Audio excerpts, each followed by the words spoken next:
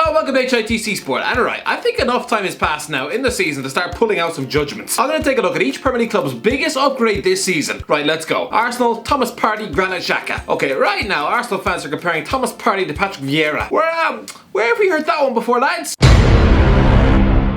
Let's see if Arsenal fans are still saying the same thing when they see their new signing passed off the park away at West Brom. Listen, to be fair, £40 million Partey does look like the real deal in midfield, and Arsenal fans are right to be excited about his arrival from Atletico Madrid. Xhaka was supposed to be that man, but the Swiss international has frequently shown he is the backbone of a sticky toffee pudding, regularly gets bullied out of games, held on to his captaincy for about 20 minutes. It's mental to think he signed for Arsenal aged 23, now he's pushing 30 years of age and still there. And what's he done other than get compared to a ham sandwich by troops? Arsenal signed him the same summer Chelsea bought N'Golo Kante, and for about the same price. Ridiculous. So yes, Partey should be a massive upgrade. Aston Villa, Ross Barkley, Conor Hourihane. I remember sitting down to watch the Aston Villa Liverpool game, and Graham Souness actually questioned before kickoff whether Ross Barkley was actually an upgrade of what Aston Villa already had. Yeah, so obviously it looks like his creepy obsession with Paul Pogba has officially burst his brain. Yes, Barkley flopped at Chelsea. No, he hasn't lived up to the hype, but good Christ, he's more talented in his wrinkled ball bag than Conor Hourihane has his entire being. Hourihane strikes a nice free kick. He has a decent left foot, but I'd rather stick a crippled old lady in my Irish midfield than him. He is the footballing brain of a hungover pigeon. Barkley has been an utter revelation in the Villa midfield, with Jack Grealish relieved to suddenly have midfield partners near his level,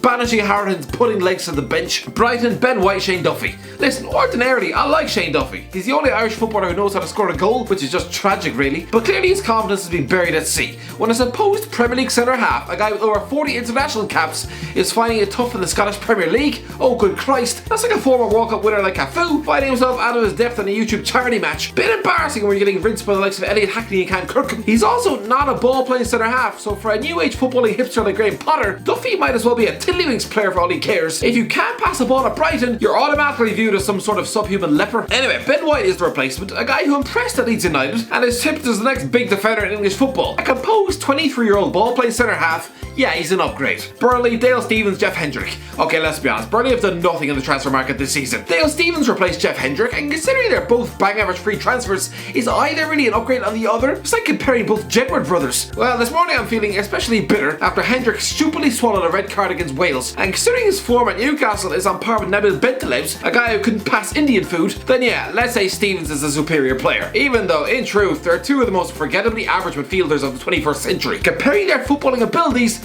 it's like comparing the personalities of two librarians. Chelsea, Ben Chilwell, Marcos Alonso. Listen, there are upgrades all over the park for Chelsea this season, but I think the biggest one is a left back.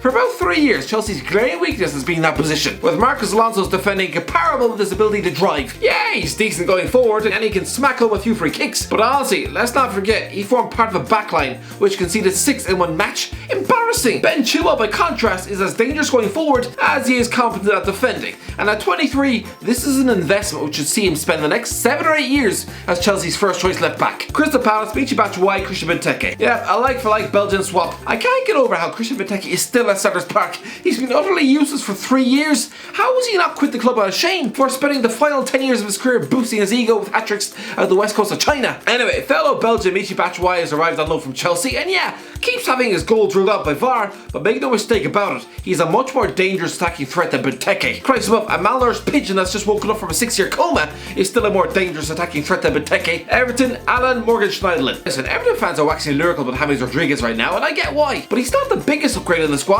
No. Instead, it's the midfield anchor Alan. No, this is the long-term investment considering he turns 30 in 6 weeks, but still, a £21 million arrival from Napoli, he's a reliable defensive midfielder, he keeps things simple, no stupid tackles, and yeah, Morgan Schneiderlin is only 14 months older, but he was never the same since having his confidence used as a Kleenex during 2 years stuffed to the Old Trafford bench. He's since got back to France with Nice, just another Everton flop. Fulham, Ademola Lookman, Anthony Knockaert. This was strange. Anthony Knockaert was on loan at Fulham last season. If they didn't want him, just send him back to Brighton. But no, instead they sanctioned a £15 million permanent deal in July. They gave him a 3-year contract, only to loan him to Nottingham Forest last month. I'm sorry, what? That's like buying an expensive new big screen TV before immediately giving it away for free. To be fair, Knockaert isn't what he once was. He's 29 and championship standard. The loan arrival of 23-year-old Ademola Lookman, stupid penalties aside, is definitely a younger upgrade. Leeds, Ilhan Meslier, Kiko Casilla. Listen, Kiko Casilla never really put a foot wrong for Leeds in the Championship, and he does have pedigree. Climbs him up nearly 50 games for Real Madrid is nothing to be sniffed at, but we all know the reason he's been binned, and good riddance. Replacing him with a goalie 14 years his junior was a massive risk. He'll have WESLEY as a virtual child. He looks like he spends his afternoon watching Pokemon, and he never played a single top flight match ever. So his first being a trip to Anfield, it's like making a 4-year-old boy fly a plane to Africa. But to be fair, he looks like a good shot stopper. Yeah, he'll make mistakes, but for now, he looks an upgrade. Leicester, Wesley Fofana, Kagler Soyuncu. Kagler Soyuncu is one of the most overrated defenders in the Premier League. I'm not saying he's not good, but this time last year, people were tipping him with £80 million moves to Man City and saying that he had more talent in his belly button than the Manchester United captain. He's a good defender, but probably won't get back in this Leicester team. Wesley Fofana, a 19-year-old French defender bought from Saint Etienne, he looks another beast. Let's hope this teenage French centre-back sees his career follow the same trajectory as Raphael Varane, and not, you know, Mamadou Sakho. Liverpool, Thiago Alcantara, Naby Keita. Okay, this is slightly controversial, but Liverpool fans, be honest with yourselves. Has Naby Keita lived up to expectations? It took the club £52 million and about 12 months to get him out of RB Leipzig 3 years ago. And sure, his arrival has coincided with trophies, but has he really stamped his mark on the team? No. In comes Thiago Alcantara, a born winner from Bayern Munich, and lads, he is an upgrade, isn't he? Man City, Ruben Dias, Nicolas Otamendi. I wouldn't be surprised if Ruben Dias turns out to be another expensive defensive flop at Man City, but for now, the £66 million man looks a solid defensive signing. He's arrived from Benfica, with Nicolas Otamendi going the other way. By the way, Otamendi is 32 and without a shadow of a doubt finished at the top level. Yeah, he played over 200 games for City and did score at Old Trafford, but he was mostly a walking defensive headache. Man United, Edinson, Cavani, Odion Ighalo. I remember saying that Odion Ighalo wouldn't score 2 Premier League goals for Man United.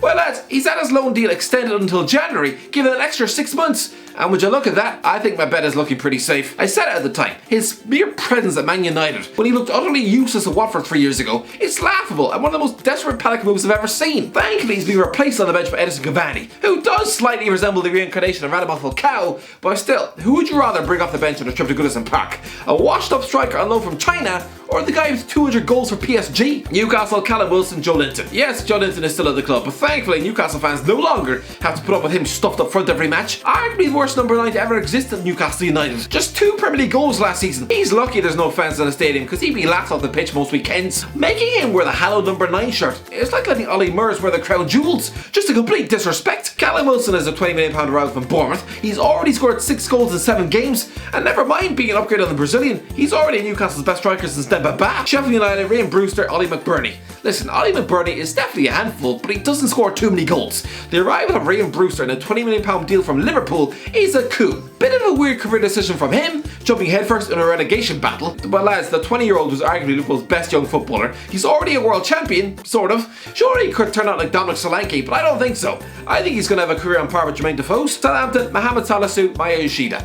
Yeah, Mohamed Salisu hasn't had his chance yet, but the 21-year-old Ghanaian centre-half, arriving from Valladolid for £10 million, he certainly has pedigree. And yeah, he should slot into the defence to replace Maya Yoshida, who after 8 years has finally been dumped on the porch of Sampdoria. Tottenham, Sergio Reguilon, Ben Davies. Listen, I'm tempted to pick Gareth Bale, but you know what? I'm going with Sergio Reguilon instead. One of the best signings in Europe this season. For years, Mauricio Pochettino used to juggle both Ben Davies and Danny Rose as left backs, never entirely sure who was first choice. Jose Mourinho has decided not to play that game, instead banishing Rose to the under 23s and nailing Davies to the bench. No more pitting average British left backs against each other, no. In comes 23-year-old Spanish fullback Reguilon from Real Madrid, and lads, he's looked at a revelation. West Brom, Carlin Grant, Charlie Austin. Well, this is obvious. Yeah, 6 years ago, Charlie Austin was a one-season wonder, scoring 18 Premier League goals for QPR, was linked with half the league. Now you can pay a team to take him. He's a 31-year-old washed-up lump who belongs nowhere near the top flight. Carlin Grant, by contrast, is 8 years younger, already scored against Brighton, actually managed to squeeze in a few goals for Huddersfield last time they were in the Premier League. Without a doubt, he's an upgrade.